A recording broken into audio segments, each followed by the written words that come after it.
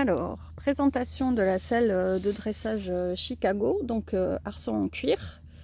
Je l'ai acheté donc directement auprès de la marque qui est autrichienne et qui fait des envois avec un essai en fait qui permet de renvoyer si jamais ça convenait pas. Donc voilà, j'ai tenté le coup parce que j'ai quand même pas mal de difficultés à trouver une selle qui convienne sur la durée à mon cheval.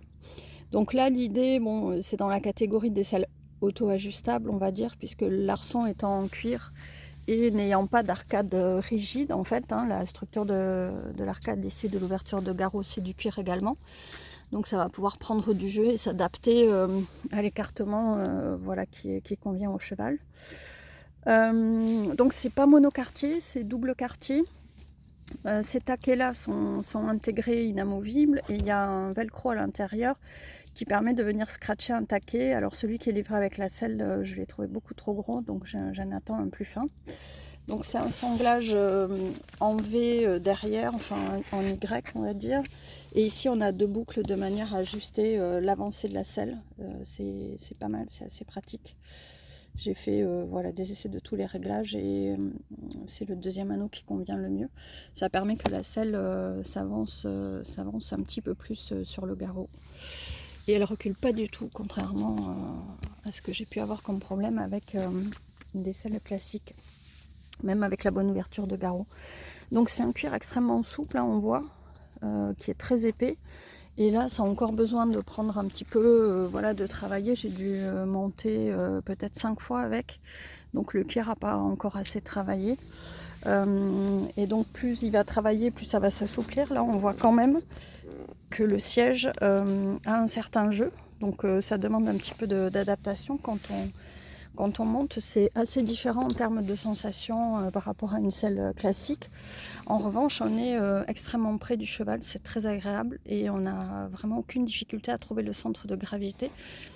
À partir du moment où la selle est réglée, on va voir commencer en dessous les panneaux, parce qu'en fait on va aller venir scratcher soi-même les panneaux et ça demande des petits essais et ajustements.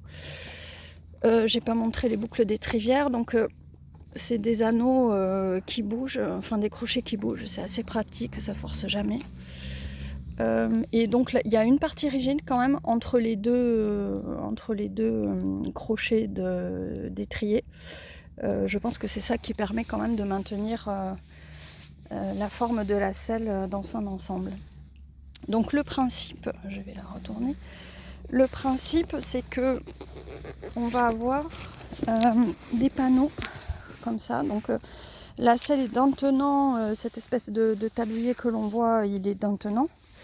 Il y a une partie velcro qui va permettre de venir scratcher soi-même les panneaux qu'on aura choisis. Donc là, c'est du 4 cm.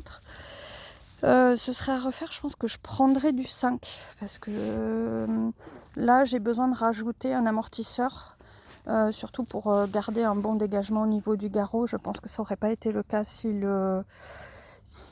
la matelassure a été un peu plus épaisse.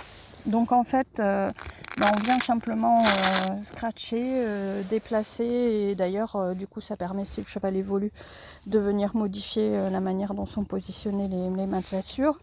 Alors après pas mal d'essais, j'ai conclu que c'est important d'avoir cet espace en fait entre l'avant de la selle et la matelassure. C'est ça qui permet de vraiment bien dégager le garrot et les épaules. Il y a un dégagement d'épaule qui est vraiment assez unique. Voilà, mais globalement ça n'a pas été trop long. Je dirais que en 2 séances, j'ai trouvé le bon ajustement.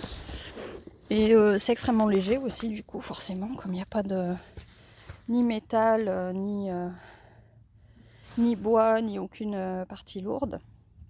Donc voilà, c'est assez différent, mais je suis vraiment contente pour l'instant de cette selle.